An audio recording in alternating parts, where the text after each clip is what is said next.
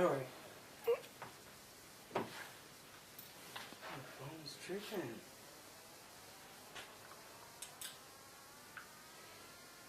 How long you have it? Almost 2 years. Yeah. It's time to, Fine. what do you get? April is when I get a new phone. As soon as the warranty goes, Yeah. it goes. Every time I push the button, it goes to Google. I'm sure Matt could fix it for you. Matt, you fix it for me? He's a Okay, tech. first of all, are you Apple or Android. Thank you. You? Apple. Oh. Apple. Okay. So what do you have? I have an LG. You have an LG? Okay. You Android, I guess. Yes. You don't like Apple products. I don't know what's wrong. I'm not with the program. I don't see what the big deal about Apple phones are. Same is. We Apple because my cousin is a barrister in London for Apple International. So she would send, so now we get some good deals. She would send, I have a people in California. Like when my dad was really sick, she sent an iPad so we could communicate. Oh. And then Luma got the iPad after. She said it's Luma's own, that's why. Oh, okay. And he's in, kids like him, you have no idea. He'll take your phone and find music, everything on your phone. He is like the cook like that. He would find it. Oh, good. I think Yeah. yeah. He can find me some. But you know what's interesting about him? Music? You know, he loves music. So we had these nice soft rock channels on for him.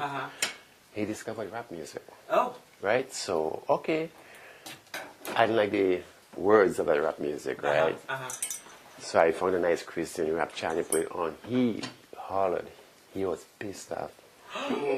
He wants the nasty rap music, the hoes and the N-words and everything. What? I'm like, Keep it real.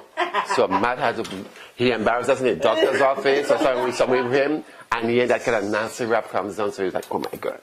So Matt put a volume control on it, but he learned how to bypass it. So you know where you are? That nasty rap songs come out, and it's like,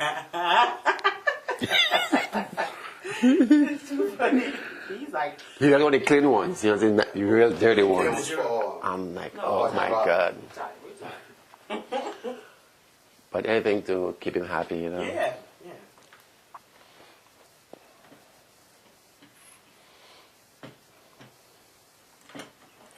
He destroys everything here too. Uh-oh. That sofa, I have to get a sofa, like 2 sofas every year. He just destroy it. Maybe No, you get him his no own window chair. treatments, no thing, nothing. Get him his own, like, Really, recliner chair. I can give him a recliner because he could cause damage to himself, recline in and out, the mechanisms. Yeah. Yeah. You know, maybe get him a special chair, you know. Say, this is your special chair. Oh no, he has his section in here, that's it for him. Okay. And he likes the fireplace on too. Uh-oh. Yeah, he goes, he gets the fire logs, I get the commercial ones, he gets a lighter, and he brings it for us. It could be July, he doesn't care. Oh. Say, He wants to Lemar, fire. so what I did one year, we got a fireplace on the internet, YouTube. It's like it runs for like an hour or so. So every time I put it on the TV for him, he doesn't want that. He wants the real thing. Well, he knows the Yeah, difference. yeah. that's for Oh sure. yeah, he does. He does. Definitely knows the difference. Yeah. All right, let me get your, while we're waiting, let me get your, spell your first name. Your first name. M-A-T-T. M-A-T-T. And then you spell yours? M-A-E-L-E-E-N. M-A-B-E-L. E-E-N. Did I spell it? M-A what? M-A-E. Oh, spell it wrong. M-A-E. L-E-E-N. E-E-N, yeah. Yeah. Okay, Maylene, you're 17 and you're 20, right? When's your birthday? July. July what? 5th. July. Oh, guess who was born July 5th? No. My daughter. Oh really? Yes. Oh wow. 1998. Wow. And you were, what's your birth month? July 24th. Okay, we got all these cancers in, Yes. Yes. Leos. You're a Leo? You're a Cancer. 7/20. I'm gonna make sure L-E-O. N-A-R-D. Spell your last name? Joseph, Joseph, Oh. 11/5/59. Lemar is 11/11/93. Oh, yes, So we have two Lemar. Novembers, Lemar. Uh-huh. And he's 23? Yeah, 11/11/93. So we have two Novembers and two Julys. All right. And your wife's name? Marlene,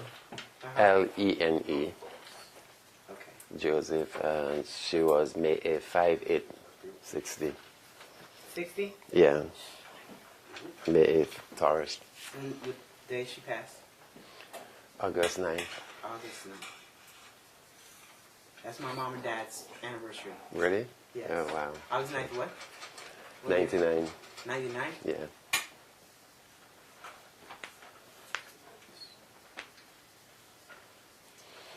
How old was she? When she passed? 39. 39. The medical record says August 6th, but her heart kept beating until the 9th. We decided no. She was very spiritual, so she goes on her own terms. Yes. Yeah. She felt safe. Oh, and your mom's name? Theodora, Theodora. But everyone calls her Dora. Joseph? Yes. And we all call her Mammy Jo. Mommy Joe. Yeah, everyone calls her Mammy Jo. And And obviously my dad was Daddy Joe. what was your dad's name? Anthony, Anthony yeah. And he was Daddy Joe. and Daddy Joe. He was July. And my mom was April. Yeah. Your mom's April. Aries? Yeah, April 20th. Oh, yeah, she's a Pisces. Your dad is July 7th. oh, all these Cancer people up in here. I know. I'm getting that. Oh, no. Mm-hmm. Let me know when y'all are ready. You ready, Mish? Okay, I hope I don't get emotional. Cut. Worry about it if you do. There's going to be some hard questions, you know? Mm-hmm. It's going to stir up things. I'm not here to do that, but I'm here to do that. I understand, you know. I'm here to do that. All right, so... Can you say your alphabet real quick? A, B, C, D, E, F, G. Wrong. Is yours on? Yes. It's on, right? It appears to be on. Is the mute button on? Take the mute button, make sure it's not. Yeah, it's on. Test 1, 2, 3. Keep talking, honey. Test 1, 2, 3. You see anything? Louder, man. No, I'm not getting anything. Do it again? Is it muted? Yeah, there you go. Try now. Is it good now? He's good now. Okay. All right, everybody ready for the ride? It's a little ride. Yeah. All right, so I just want to introduce you, first of all. Your name is... Leonard Joseph. Okay. Maylene Joseph. Matt Joseph. Okay. So we're here to talk about some healthcare disparity problems that's going on in our world. And I think your story is a part of it, too. Yes. Yes. Can you tell me a little about, what happened? Yes. Okay. We presented ourselves to the hospital, Albert Einstein, and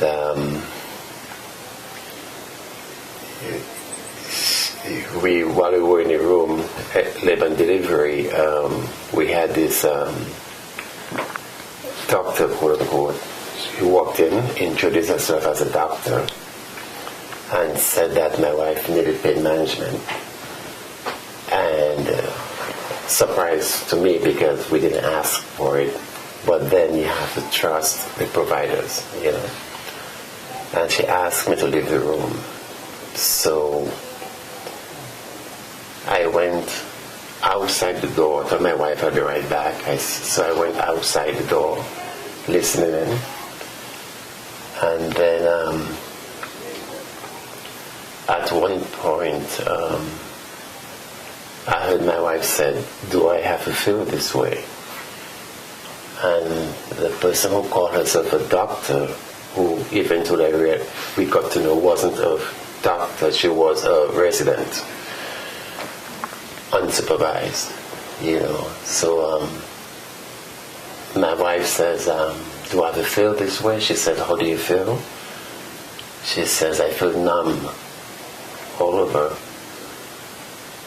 So at that point I ran back into the room. Just to go back, I thought the reason why I left the room initially, because I thought they were going to prep her actually for delivery. They may have to do some certain things like shaving her, preparing her for delivery of the baby. And then when I went back in there, wondering what's going on, my wife was on her back, which I was told eventually was a no-no, because the resident didn't know what she was doing. She should not have been on her back. She should have been sitting up, because the gravity did not allow the epidural to go up. And so I yelled to my wife to open her eyes, and when she opened them, they were bloodshot, red, very red. So I said, "No, you got to keep it open." Then she closed them, She, the resident was going kind of really crazy, Then just grabbing wires here and there, doing other things. Then she ran out of the room and left me with my wife. I guess she went to call a code, because I didn't hear a code call. And then she ran back in, put something over her face like a mask to give her oxygen, and she and the nurse kind of rushed her down to, I guess, to the operating room or, delivery room. And I kept yelling at her, "What have you done to my wife? What's going on? What is happening?" And I also heard like a baby monitor getting very, very, very slow. It's like decreasing, beep, just decreasing, and I think of the baby also in distress. And I was left on my own for a while, going crazy, wondering what's going on. And to call family members. And after a while,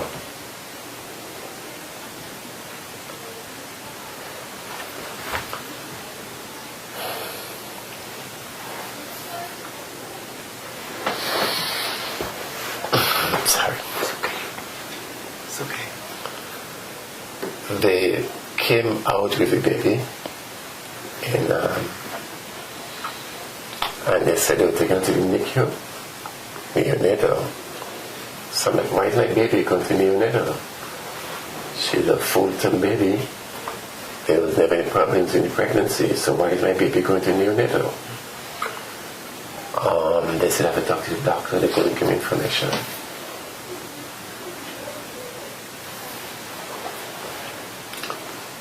Then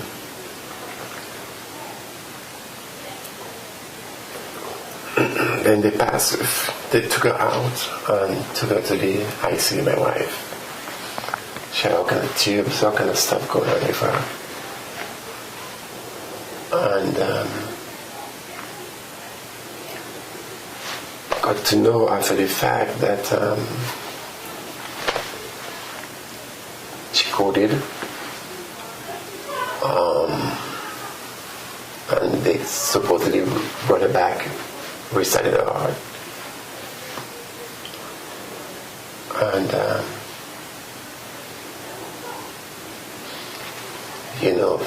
family members started coming over, and so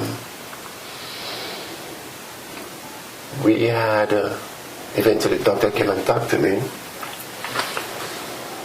and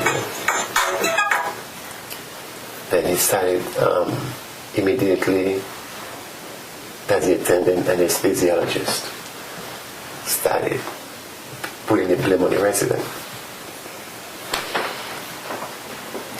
He said, or he claimed that the resident came to him and says that there is a patient who needs pain management. So he stayed in the on-call room and he sent her to do it. Which, if someone's going to have an epidural like that, you should be present. What happened is that when she was giving my wife the epidural, she went past the epispace. And once you do that, you go into the stem of the birth. And it creates an instant headache. No, actually, going back, the first thing my wife says is that I have a headache. And that's a red flag that you've passed the epididymis. You're into the base of the brain now. And she ignored that. And she proceeded to give the epidural. And that's when my wife says, I'm numb all over. So in other words now, she couldn't breathe. So instead of reversing it, I guess she didn't know what to do. She was unsupervised. And instead of leaving my wife to lie in her back without letting her sit up, and trying to reverse it, she just basically messed up. So the anesthesiologist kept saying that she was the one to say that my wife wanted pain management. And that really wasn't true. As far as I know, we never asked for it at that time, And we've had friends who are doctors, like my son-in-law's neurologist. She came over also and tried to explain to us what happened. She spoke to the doctors. And what happened, like I said, is that she gave an epidural which she shouldn't have given, knowing that there were the red flags. You should have stopped. I also got to know that the resident actually told the attendant that she was in a hurry. How does that make you feel now? Oh, extremely angry. When you're dealing with a human life, most times you only have one chance. It's not like a mechanic working in a car and he doesn't get it right the first time. You go test drive, he doesn't have, you come back and you can work on it. But with a human being, what's your hurry, what's your rush? She wasn't ready to push the baby out. We were just monitoring the labor pains at the time, and she was only about 3 centimeters. Oh. What was your rush? What was your hurry? You think of a human being, somebody's mother, wife, sister, child. So basically the epidural numbed her whole body, including her heart and everything? She couldn't breathe. She basically just couldn't breathe. So it caused issues in the brain also. There's no oxygen. And I think they moved the concentration to getting the baby out than to taking care of her. Exactly. So how has knowing all this information and knowing that many African women die during childbirth, how does that set forth your feelings for that? I mean, what would you say to doctors or women today that are in childbirth, having babies? Is there anything that you would say to them? be your advocate and have someone also be your advocate. You have to know and be aware, sadly, that you're a minority person. And most likely, the people who are going to take care of you are not going to give you the kind of care they will give someone who's not a minority. I believe if my wife was not black, and I'm saying that based on my own research, where it's shown that minority women die at a higher rate in childbirth than non-minority women, blacks, Hispanics, or other. I believe they should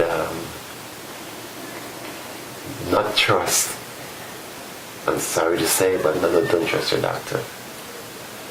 Ask, first of all, if they're a resident or a doctor. Usually, I will ask for the attendant rather than the resident. And what's more important is ask what year they are. What's your postgraduate year, your PGY? Are you a PGY 1, which means that you just came from medical school and you don't have the experience yet? Are you a PGY 2, second year or third year? That's very important to find out. My son Lamar, my first son, he has cerebral palsy, and he was born at Lawrence Hospital in Brownsville. And what we went through there, and let me give you a quick background. We grew up very strong Christian, Catholic Christian. Mm-hmm. My wife was a very strong believer in God. She always said, have more faith, have faith, leave it up to God, pray. And as a result of that, it made us very naive and trusting of people. And when we were presented at the hospital, we didn't get the kind of care we should have gotten. We were ignored. Our doctor was just calling in now and then, how is she doing? Even before we went to the hospital, she told my wife that most likely you're going to have a C-section. And that's based on the examination of my wife. So if you know my wife beforehand is a prime candidate for a C-section, why are you giving her drugs to induce labor and then you leave? And why aren't you there? The room next to us was this Caucasian lady who had everyone around her. All the attention was to her. The doctor was there. Everyone was there. But we were in a room by ourselves. Until that afternoon, and that's hours, about 10 hours after we got there, I had to grab this doctor in the hallway and said, please, there's something wrong. We called him, we've been complaining.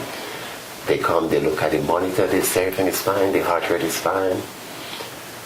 Only to find out when I grabbed this doctor and I demanded that something is wrong here. And my wife was just crying, saying something's all right. He went into my wife and put the probe on my son's head. And he got an abnormal reading. And the heart rate was like more than what it should be, almost double, which means there's no oxygen if the heart is beating that fast. He did it twice. He changed the equipment. When he put the equipment back on the stomach, it's normal breathing. When he puts it on my son's head inside my wife, abnormal breathing. As a result, my son has cerebral palsy today. They say he'll never walk. They give us the doom and gloom stories, put him in a home, move on with your lives. We said, where we come from, we don't do that. He beat the odds, he's walking now. But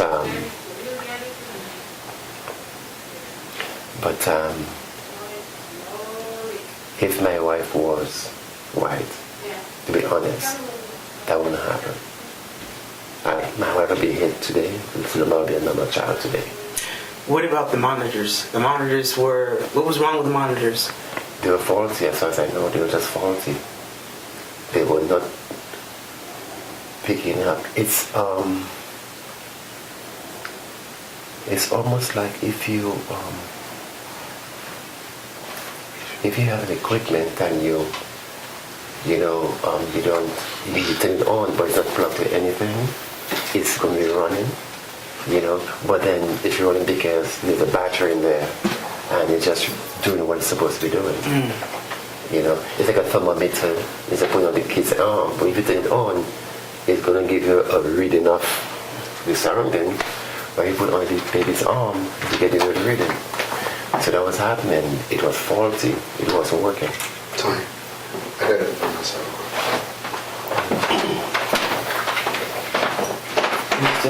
Yeah, we're still rolling? Yep. Can you pause it a minute? Yeah, no Can you go and tell Rita, please? Don't. Tell everyone that will be quiet. Sorry, I just get back this.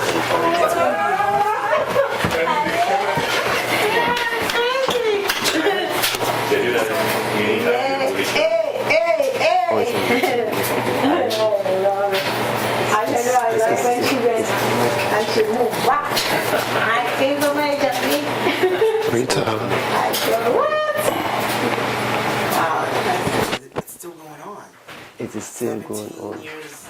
This is I work almost at 20 years ago. I work at Bronx, Lebanon, and whenever my reports every morning, and I see there's one, you get this summary report of the activity for the prior day discharges, admissions, patient days.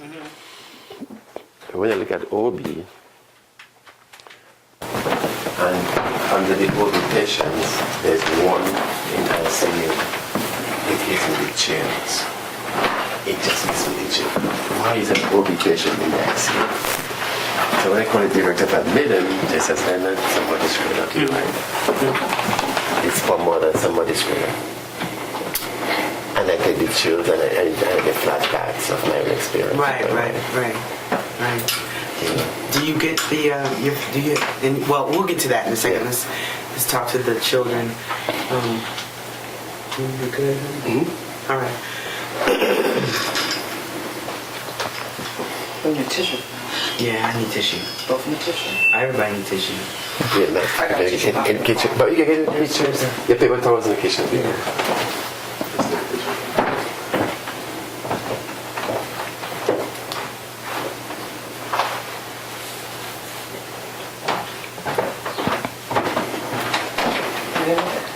Thank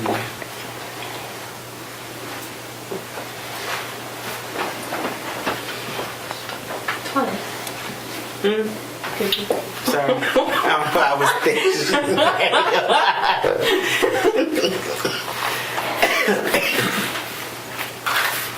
Yeah, baby. All right, y'all ready? I'm gonna move on to baby girl. Well, actually, I'm gonna go on to Matt first. You're the oldest, right? No, you're the second oldest. Second. Hearing the story about what happened, how old were you? I was 3. You were 3 years old. And then when your mom didn't come home, I know you can't remember that young, but as you grew up, how do you feel about what happened? About when your dad told you what happened to your mother? How do you feel? Well, it's a shame. It's well, just to go back, I actually do remember. I have that one memory of as they're rushing out, me like sitting on the staircase of the house crying. I do have that one memory, but growing up, just hearing the story is kind of, it's a shame. It's really all you can really put to it. It's really all you can say about it. It shouldn't have happened. It could have been easily prevented.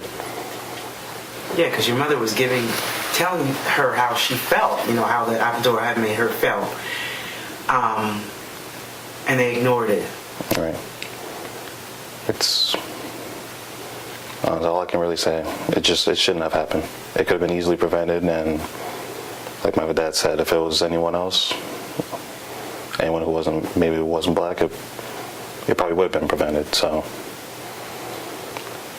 it just hurts. Sure. Yes, I know it hurts. If you were to say anybody, to any pregnant woman who's going through childbirth and or anything, what would you say to them as far as to make sure they're okay? What would you say? I'll tell them the one thing: just make sure you don't go alone. I've had friends go to the hospital, and I call them.